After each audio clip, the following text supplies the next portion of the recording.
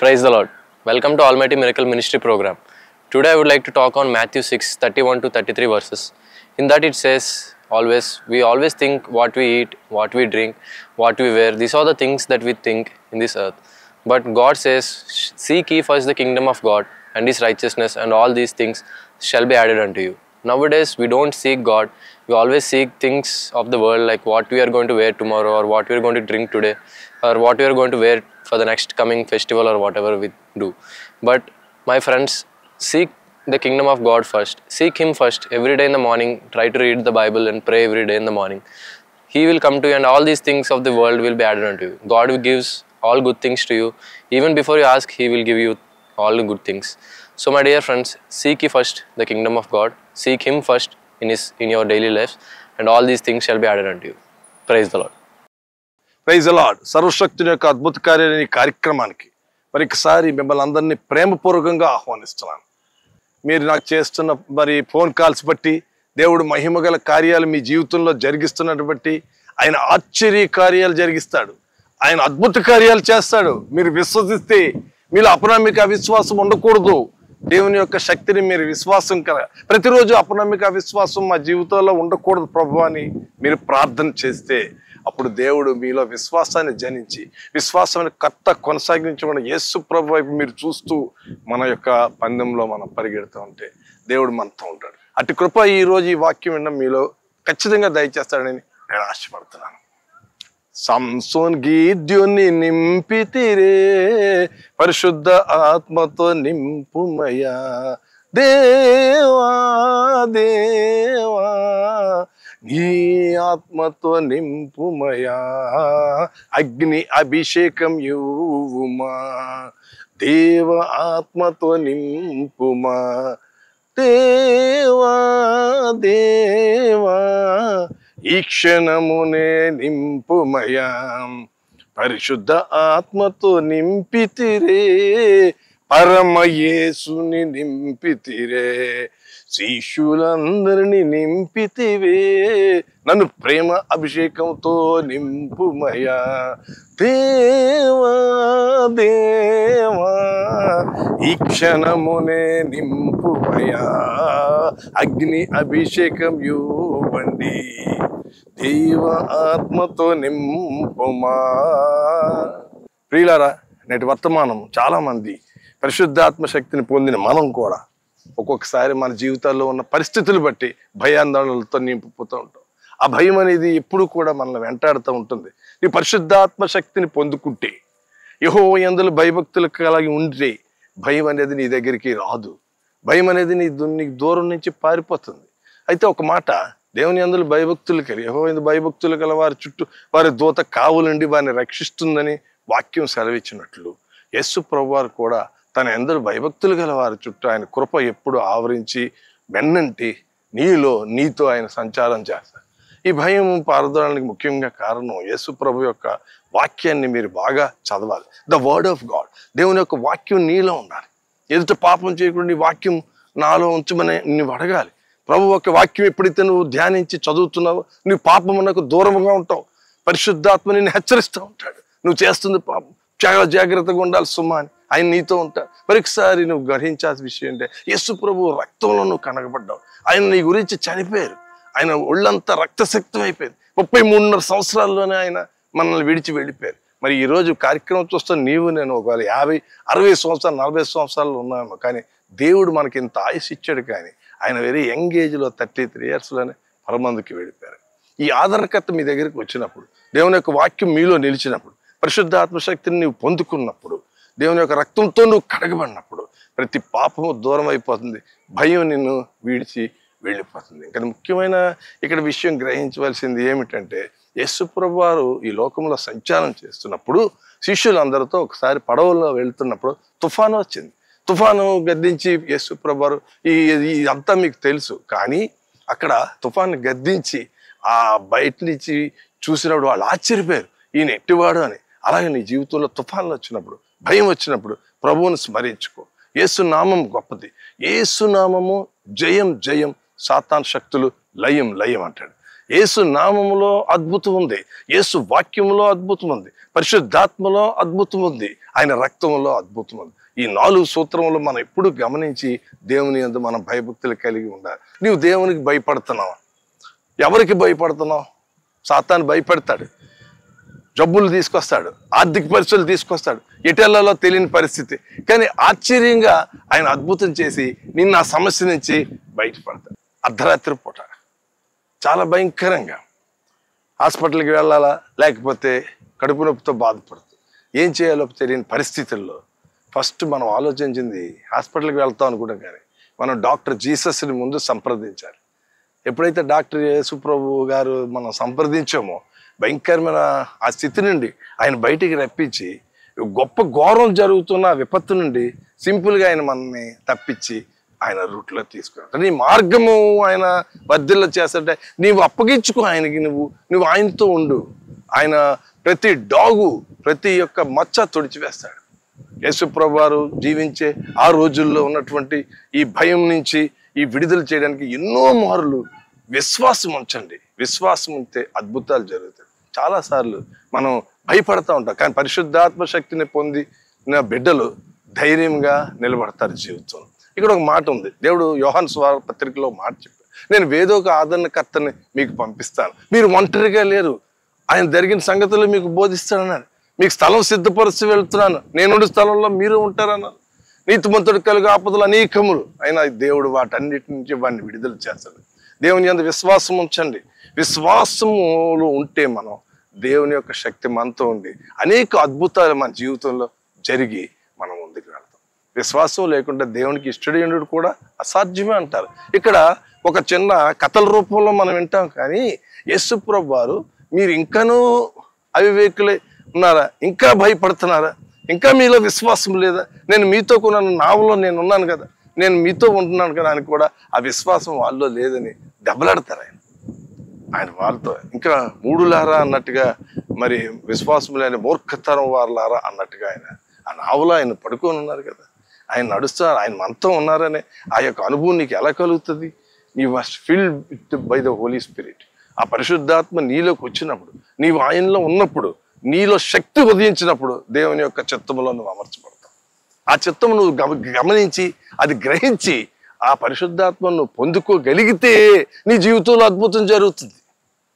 నీ విశ్వాసంలో మనం ఒక పని చేస్తున్నాం, ఆ విశ్వాసం మనకు ఏమని విశ్వాసం? వాడు పలానా దగ్గరికి వెళ్తే నాకు డాక్టర్ జబ్బులు తగ్గిస్తాడు, పలానా దగ్గరికి వెళ్తే మందు ఇస్తాడు, నేను బాగుపడతానని విశ్వాసం నీకు ఉండబట్టి ఆ డాక్టర్ దగ్గరికి నువ్వు వెళ్ళగలుగుతున్నావు. కానీ ఆడిచ్చిన మందు తగ్గదన్న విశ్వాసం లేకపోతే నీలో అద్భుతం జరగదు కదా. దేవుని యొక్క శక్తిని బట్టి నీలో నిశ్చయిత ఉండాలి. చూడండి, యోసేపు సింపుల్గా లొంగిపోయాడు. యోసేపు జీవితంలో పొతీఫరు భార్య అతను శోధించినప్పుడు అతని ఇన్నర్ మ్యాన్ అభివృద్ధి చెందాడు. అతని లోపల అంతరంగ పురుషుడు ఎంతో దినదినము అభివృద్ధి చెందుతున్నాడు.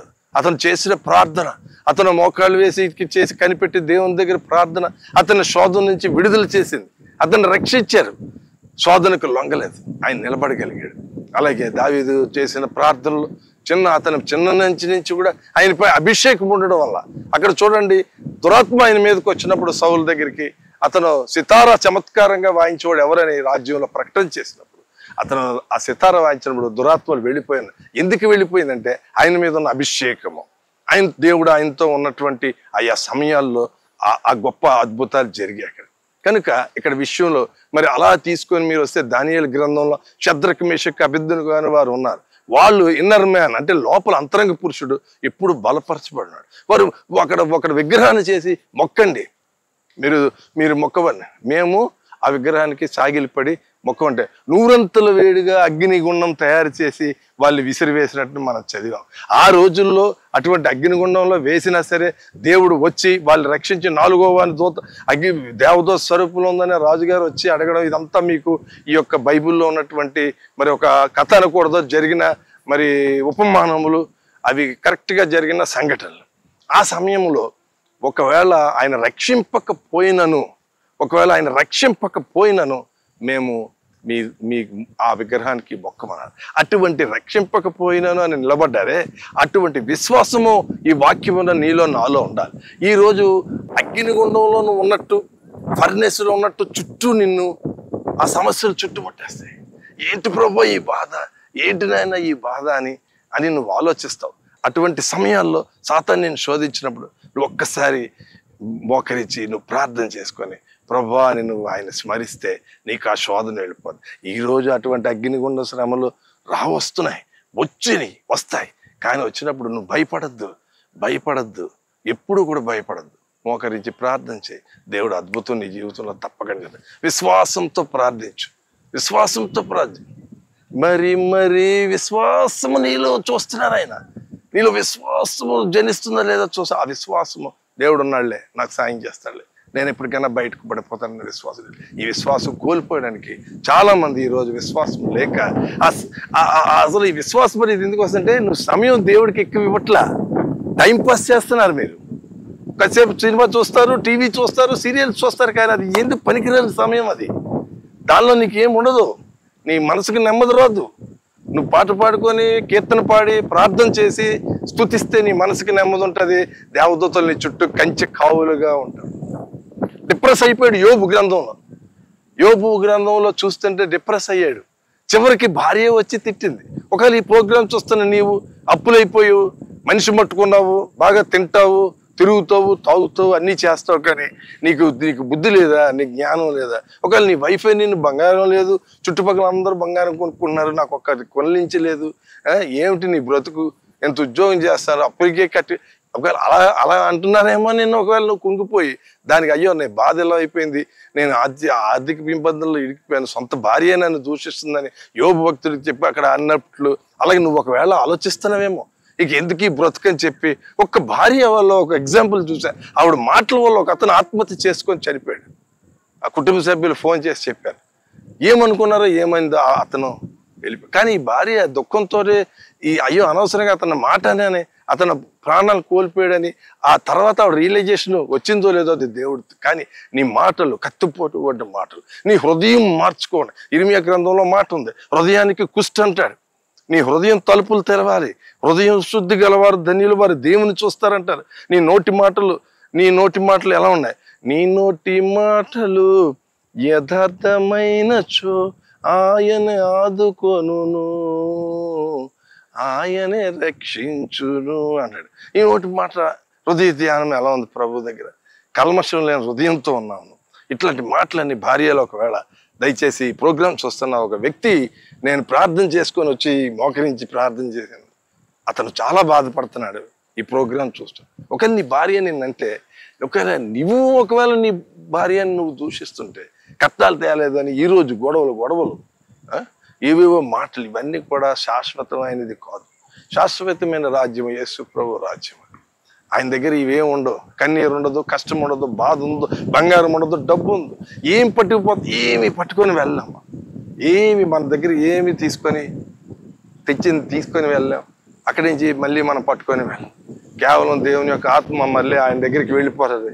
ఇక్కడ ఉన్నది శరీరం అంతా కూడా భూమిలోకి. యోబు నిలబడ్డాడు. భార్య చూసేసిన ఎప్పుడు దేవుని నుంచి మేలే పొందాలా, కీడు పొందలేమా, ఒక్కోసారి ఆయన అలౌ చేయడా బాధలు అని చెప్పి ఈ విషయంలో ఎక్కడా చేయలేదే. పైగా ఒక మాట, నా విమోచకుడు సజీవుడు, తర్వాత నేను ఆయన చూస్తాను పరలోకంలో. హల్లెలూయా. అట్టి నిశ్చయిత మనకు కావాలి. అది యోబు ద్వారా నేర్చుకోవాలి మనం. ఈ జీవితంలో అగ్నిగుండాలు అవి ఇప్పుడు రావు, కానీ అగ్నిగుండం ఉంది. అగ్నిగుండంలో శ్రమలు ఉన్నాయి. ఆ శ్రమల్లో కూడా జడిసిపోయి భయపడిపోయి సాతాను శోధనకి లొంగడానికి నువ్వు ఎట్టి పరిస్థితుల్లో మనం వెనక్కి రాకూడదు. ఒకసారి నేను ఇలాగే ప్రీచ్ చేస్తుంటే ఒక అతను నన్ను వచ్చి దవడ మీద కొట్టాడు. చాలా కన్నీళ్ళు అలా ఉండిపోయాను. అది ఏమన్నానయ్యా, నేను వాక్యం మాట్లాడక నువ్వు అని అన్నట్టు. ఆ చుట్టుపక్కల వాళ్ళు పిలిచిన వాళ్ళు కూడా అడ్డుకోలేదు, కొట్టారు నన్ను. కొడితే అలా ఉండిపోయాను చాలు.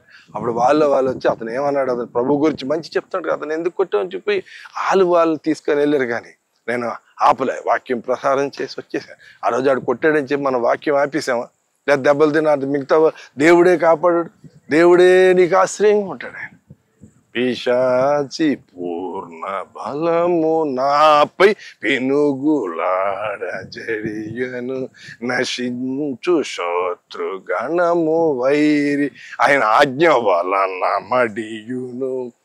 అభయమేపు ఆనందమౌగ దేవుడే నాకాశ్రయంబు, దేవుడే నీకాశ్రయంబు, దివ్యమైన దుర్గము. ఈ భక్తుల ద్వారా మనం నేర్చుకునే పాఠాలు ఏంటి? వాళ్ళు ఎలా దేవునితో సఖ్యతగా ఉన్నారనేది నువ్వు రీసెర్చ్ చేయాలి. వాళ్ళు ఎలా దేవునితో అంకితమయ్యారు, వాళ్ళు ఎలా దేవునితో నడిచారు, ఏ విధంగా దేవునితో వాళ్ళు జీవించారు అనేది నువ్వు రీసెర్చ్ చేస్తే నీ జీవితంలో వాళ్ళు బ్రతుకులు నువ్వు సమన్వయపరుచుకుంటే నువ్వు జీవితంలో సక్సెస్ అవుతావు. లేకపోతే నువ్వు ఫెయిల్ అయిపోతావు.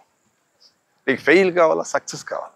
యేసు ప్రభు శిలువ మీద నుంచి చనిపోయి తిరిగి 3వ దినాలు లేచి భక్తులైన మరి కనబడి ఆయన వచ్చి శిష్యులతో కలిసి సమాధానం అవుగాని చెప్పాడు. ఆ యేసు ప్రభు తిరిగి లేచి వచ్చిన తర్వాత ఒరే రండిరా అని శిష్యులందరినీ గ్యాదర్ చేసి ముందు పిలాతుకి రౌండ్ వేసేద్దాం, పిలాతు పని పట్టేద్దాం, తర్వాత పెద్దల పని పట్టేద్దాం, వీళ్ళు చేయంగా తేల్చేద్దాం, వీళ్ళందరూ నాకు అన్యాయం చేసి శిలువ మీద పంపించారని అనే మాట వచ్చిందా బైబిల్లో? ఎక్కడ రాదు. ఎందుకంటే ఆయన అందరినీ క్షమించాడు. అంత శిలువ మీద కొడుతున్నప్పుడే తండ్రి వీరేం చేయించున్నారు వీరెరుగారు కనుక వీరిని క్షమించండి అన్న ప్రభువు ఈ డ్యూటీ లేదు. ఇప్పుడు మనం ఏం చేస్తాం? వాడు ఎలా పగ తీర్చుకోవాలి, నాకు అన్యాయం చేసాడు, ఈయన వేసేయాలి అని పైకి బాగానే ఉంటాం, కానీ లోపల మనసులో ఏమనుకుంటాం అంటే మంచి పని జరిగింది అడిగి అనుకుంటాం. పైకి ఆవు లోపల పులి, గోముఖ వ్యాఖ్యలు. ఇది తప్పు, ఇది ఇది ఇది అసలు సమాజం కాదు. కానీ యేసు ప్రభువుకి నచ్చని పని ఇది. తర్వాత నువ్వు ఎవరికైనా డబ్బులు వచ్చి ఉన్నావా? దయచేసి ఎవరికైనా నచ్చి ఉంటే బాబు మొత్తం ఇవ్వలేను, కొంచెం కొంచెం ఇస్తాను, కొంచెం కొంచెం తీసుకోండి అని ఏదో తీసుకోవడానికి ప్రయత్నం చేయి. అంతేగాని డబ్బులు ఎగ్గొట్టేసి అవతల వ్యక్తిని హృదయానికి మనం చేస్తే దేవుడి భయభక్తులు నీకు లేనట్టే. నీకు దేవుని యొక్క కాపుదల ఉండదు, దేవుని యొక్క రక్షణ నీకు రాదు. దేవుని యొక్క చిత్తం ప్రకారం ఉన్న మనం అనుభవంలోకి వెళ్ళినప్పుడు, దేవుని యొక్క మాటలు మీరు విన్నప్పుడు, ఇక్కడ యోబు గారి గురించి కానీ, షద్రక్ మేషక్ అబేద్నెగో గారి వాళ్ళు చేసిన పనులు కానీ, పేతురు గారు చేసిన పని, ఇదంతా కూడా ఏంటంటే మనం చూసి వారి నుంచి నేర్చుకొని మంచి జీవితంలో సువార్త అంటే ఏంటి? సువార్త అంటే మంచి వార్త చెప్తున్నాను నేను. యేసు ప్రభువు ఎలా జీవించారు ఆ విధంగా మనము జీవిస్తే నువ్వు అద్భుతాలు చూస్తావు. అంతకంటే ముఖ్యంగా నీకు మంచి శాంతి వస్తుంది, ప్రశాంతంగా ఉంటావు. నువ్వు నీ జీవితం అద్భుతమైనగా ఉంటుంది. నీతో మాట్లాడిన వాళ్ళు ఇతరుల ప్రభువు చూస్తున్నా అంటారు. ప్రభువు నీలో కనబడు. ప్రభు అందరికీ తెలుసా? ఎవరికీ తెలియదు. తెలుసా? తెలిస్తే నీకు ఒక సూచన ఏమిటంటే యేసు ప్రభు వారికి నువ్వెవరో తెలియాలి. ఈరోజు మనకి ఫేమస్ సెలబ్రిటీస్ అందరూ తెలుసు, మంత్రులు తెలుసు, ముఖ్యమంత్రులు అందరూ తెలుసు, కానీ వాళ్ళకి నువ్వెవడో తెలియదుగా. వాళ్ళు నీకు తెలుసు. కానీ అలాగే యేసు ప్రభు వారికి నువ్వు తెలిసి ఉంటే, నీ పరిశుద్ధ ఆత్మశక్తిని పొందుకుంటే, దేవుని వాక్యం చదివి దేవుని వాక్యం నీలో ఉంటే, మరి ఆయన రక్తంతో నువ్వు కడగబడి, ఆయన రక్తం నన్ను కాపుగా ఉంది, యేసు రక్తమే జయము, ఆయన చుట్టూ అగ్ని ప్రకారంగా నేను ఉన్నానని, యేసు నామము గొప్పది, యేసు నామమును స్తుతించాలి, యేసు నామము జయం జయమని నువ్వు పాటలు పాడి నువ్వు విశ్వసిస్తే నీ జీవితంలో అద్భుతం జరుగుతుంది తప్ప ఇక వేరే రూట్లో ఏదైతే జరిగినా సరే నీ జీవితంలో అద్భుతం జరగదు. అది రాదు. దేవుని యొక్క శక్తిని మనం కావాలి, భయభక్తులు కలిగి ఉంటే నువ్వు దేవుల్లో అద్భుతం చూస్తావు. Otherwise it is null. నువ్వు ఎవరికైనా వచ్చి ఉంటే విచ్చేయి, క్షమించాలి అంటే క్షమించు. యేసు ప్రభువుని క్షమించాలి. అక్కడ అంత గొడవ జరిగి చెవు కోసేస్తే తీసుకెళ్ళి అతికించినట్టు లేఖనంలో ఉంది. ఇవన్నీ నమ్మాలి. ఇవి అద్భుతాలు. Doubt and unbelieve. నీలో అపనమ్మిక తీసి నేను లేనంటాడు తోమ. తిరిగి ఆయన వచ్చి తోమ చూచి నమ్మిడి వారికి అంటే చూడక నమ్మని వారు ధన్యులయ్యారు. నీలో విశ్వాసం ఉంది. ఒక రోగము, ఒక లేకపోతే ఒక బాధ, ఒకటి ఏదైనా జరిగితే ఒక్క విషయంలో నువ్వు ఆలోచించు.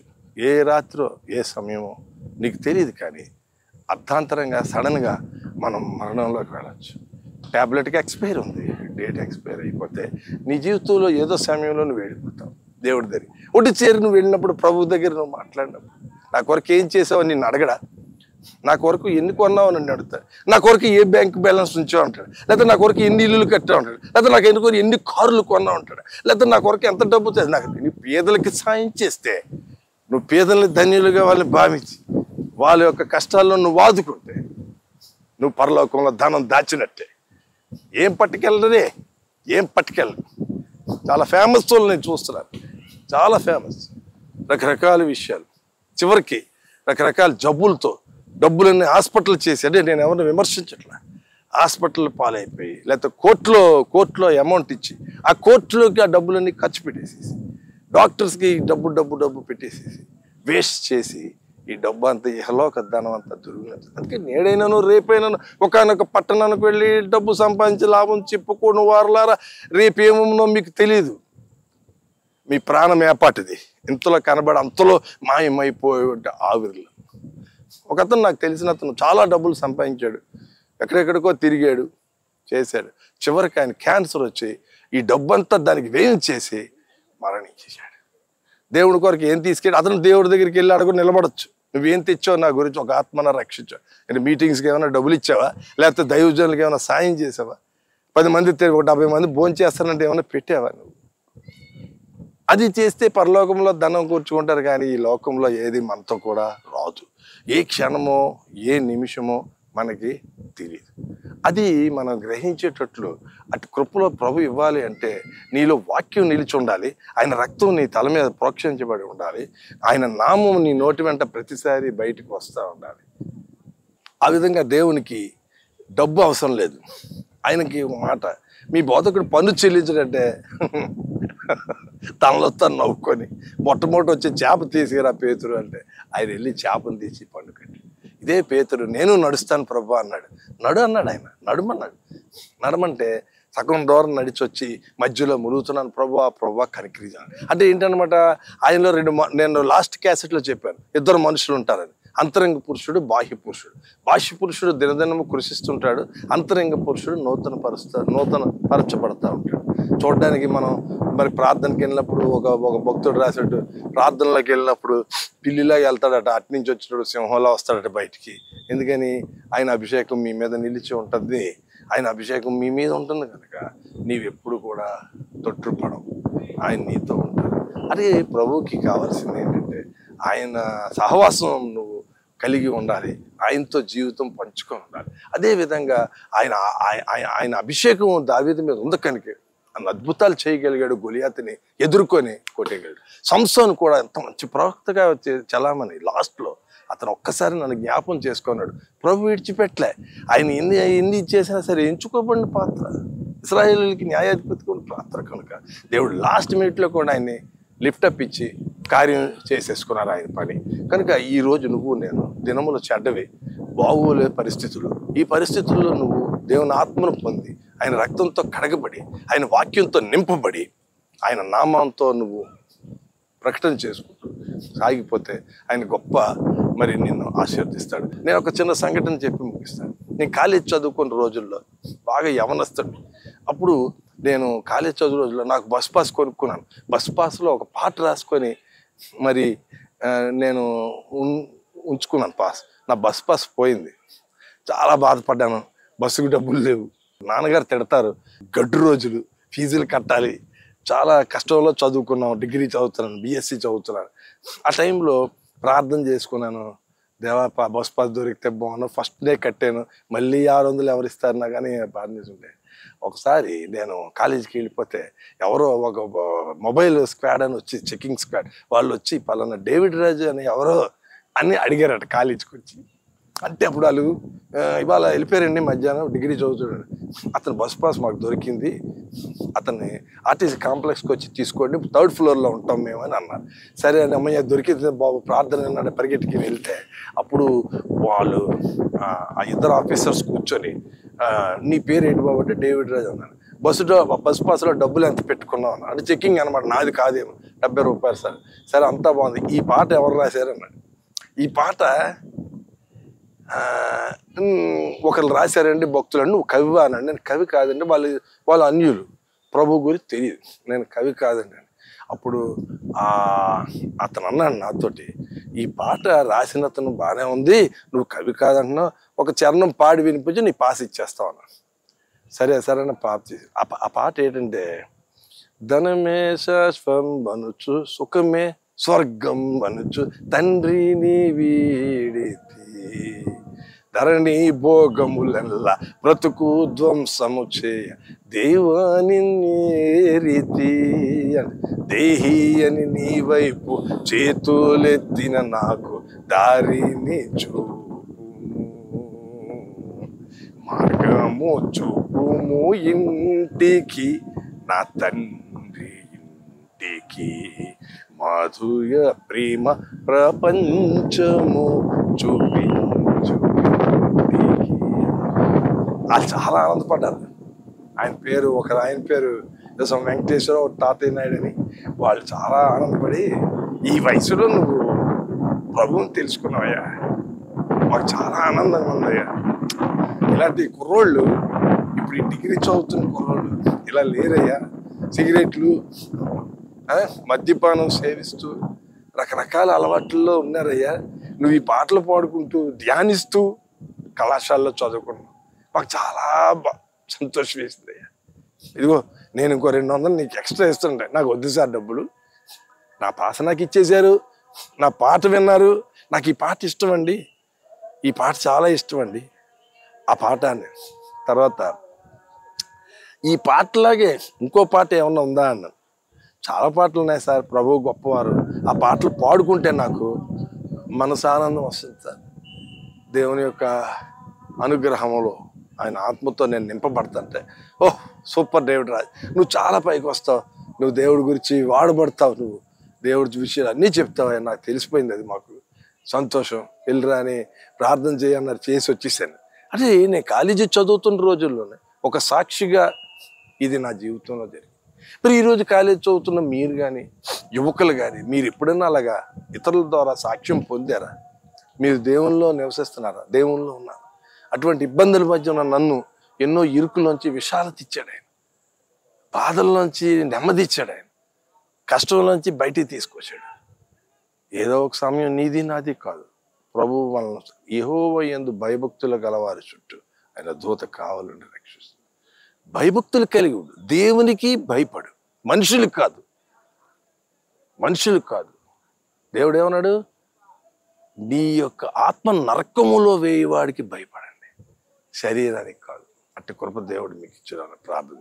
పరిశుద్ధుడ ప్రేమల తండ్రి, కృపలు వాక్యమైన బిడ్డల్ని మీరు దీవించి ఆశీర్వదించి, భక్తుల జీవితాల్లో మేము ఏ విధంగా నడుచుకోవాలో, ఏ విధంగా మేము పైకి రావాలో, ఏ విధంగా విశ్వాసంలో ఉండాలో అవన్నీ మీరు నాకు నేర్పించారు. అదేవిధంగా బిడ్డలను కూడా మీరు ప్రతి అంధకార శక్తులు యేసునామమున శపిస్తున్నాను, పవర్ రిలీజ్ చేస్తున్నాను. అద్భుతాలు చేయండి, అస్వస్థ వ్యాధి బలహీనత విడుదల చేయండి, క్లియరెన్స్ ఇవ్వండి, దాని దీవెన దయచేయండి ప్రభా. మీరు నాతో మాట్లాడి నీకు వందనాలు చెల్లిస్తాను. మహిమ ఘనత ప్రభావం యేసు పేరట అడుగుచున్నాం పరమ తండ్రి, ఆమేన్. Praise the lord, hallelujah.